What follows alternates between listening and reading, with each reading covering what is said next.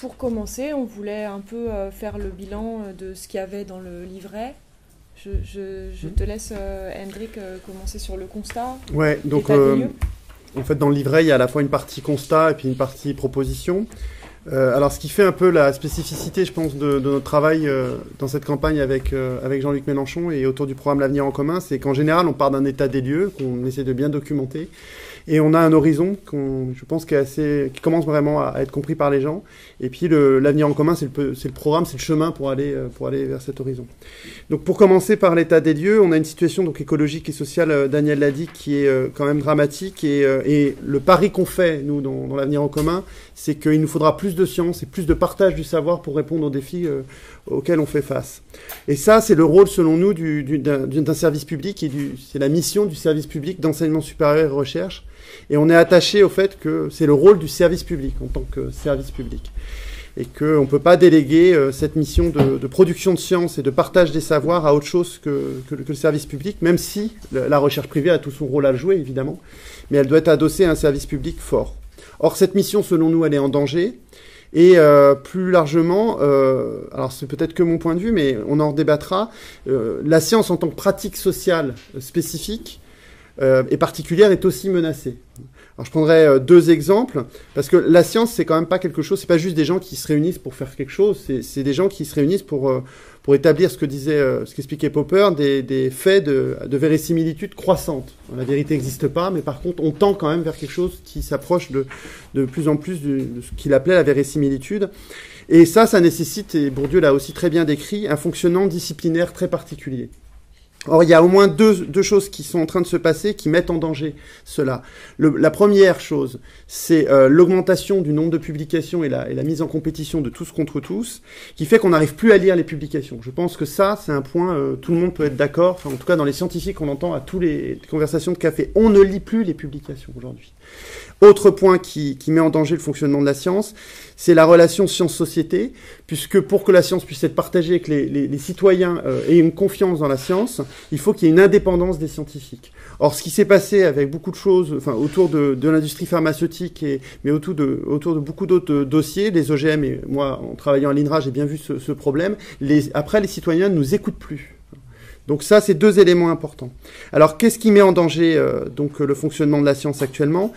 Finalement, c'est le développement du capitalisme néolibéral et aussi une certaine idéologie de management qui en découle. 4 points donc qui mettent en danger la situation actuellement de la science selon nous. Premier point, c'est l'injonction à l'innovation.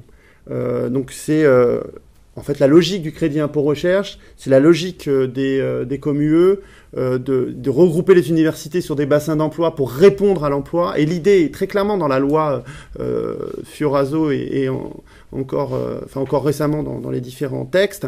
L'idée, c'est que en faisant de la science et en rapprochant la science des entreprises, on réglera le problème de l'innovation. Alors, à la France Insoumise, on ne pense pas que l'innovation, ça soit pas important, puisqu'il faut faire des tas d'innovations écologiques, des innovations sociales et tout ça. Mais néanmoins, on ne pense pas que c'est en soumettant la science aux intérêts directement de certaines entreprises privées qu'on réalisera les meilleures innovations. Par contre, il faut repenser, et c'est dans notre programme, le continuum entre connaissances fondamentales appliquées et ensuite la recherche privée et l'innovation. Autre point important, c'est une gestion de plus en plus de type en mode projet et un management que j'appellerais de type privé. Bon, ça c'est à la fois une volonté, on va dire, peut-être du capitalisme, mais c'est surtout une volonté idéologique. On pense, ceux qui nous dirigent pensent, que c'est parce que on gère la science comme une entreprise privée qu'on est efficace. C'est-à-dire la gestion privée égale l'efficacité. Or, en fait, ça met en compétition les collectifs, ça les éclate. Et puis, ça met en danger la pérennité de notre travail, puisqu'on a une science qui maintenant fonctionne qu'en mode projet. C'est-à-dire qu'on a des projets tous les 2 ans, tous les 3 ans, tous les 4 ans. Et du coup, la pérennité d'un front scientifique sur 5, 10 ans, 15 ans est toujours mis en danger.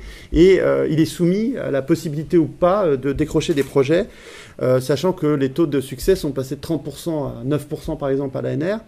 Même des gens qui ne sont pas du tout de notre bord. Moi, je connais, pour être observateur au conseil scientifique de l'INRA, quelqu'un qui a travaillé dans le bureau de Pécresse et qui est actuellement notre président du conseil scientifique. Il nous dit, oui, c'est vrai qu'en France, ça ne peut plus marcher. Pourtant, il a été dans les gouvernements. Il dit, lui, il est en Suisse actuellement, il dit à l'école polytechnique de Lausanne, au moins les taux de succès sont bien meilleurs. Et reconnaît que des taux de succès à 9%. Bien sûr. Mais les taux de succès actuellement sont complètement délirants. Et ça introduit quelque chose qui est fou, c'est une augmentation de la bureaucratie. 50% pour gagner 1 euro, en fait, on perd 50 centimes. On a un peu estimé ça, nous, syndicalement. On peut en débattre, hein, mais le temps qu'on passe à rédiger les projets, à les évaluer, tout ça, c'est en gros, il y a 50 centimes de perdu. Le taux d'efficacité d'un système est ridicule. Troisième point, c'est que le système capitaliste est entré en crise pour la énième fois, c'est pas la première fois en 2008, et ça induit comme conséquence une austérité, puisque le choix qui a été fait, c'était de résorber la dette et de comprimer les dépenses de fonctionnement. Alors quelle est la part d'idéologique là-dedans et la part de nécessaire pour le fonctionnement du capitalisme? Ça, c'est un autre débat, mais en tout cas, dans la recherche, ça a conduit à une diminution des budgets, à une raréfication de l'emploi public, hein, on le voit dans les recrutements, et puis à une précarité qui a explosé. Enfin, on atteint des chiffres entre 25 et 50% de précaires dans la recherche et l'enseignement supérieur. Et dernier point, la science est aussi mise en danger parce que, pour une part, la science est vécue comme un moyen de faire de l'innovation, mais pour une autre part, la science devient aussi un moyen de faire directement de l'argent. Donc la science comme marchandise, c'est pas quelque chose qui est totalement enfin voilà, c'est pas pour nous une illusion, c'est quelque chose de concret. Alors il y a un point assez évident, c'est les publications, des taux de marge de près de 40%. C'est là où les taux de profit sont les plus énormes en fait dans le monde. C'est l'industrie, le pôle éditorial, Elsevier, Balakwal, vous les connaissez tous. Bon. Mais il y a une injonction à breveter, hein, à breveter le plus possible nos connaissances. Et on n'est pas passé loin, en tout cas dans nos domaines, à la brevetabilité du vivant. Alors c'est pas que les OGM, c'est directement les séquences moléculaires à un moment. Alors finalement ils sont revenus dessus, mais ça va encore plus loin. Pour conclure là-dessus, avant de passer donc la parole à Marianne et oui, c'est toi ensuite, je crois.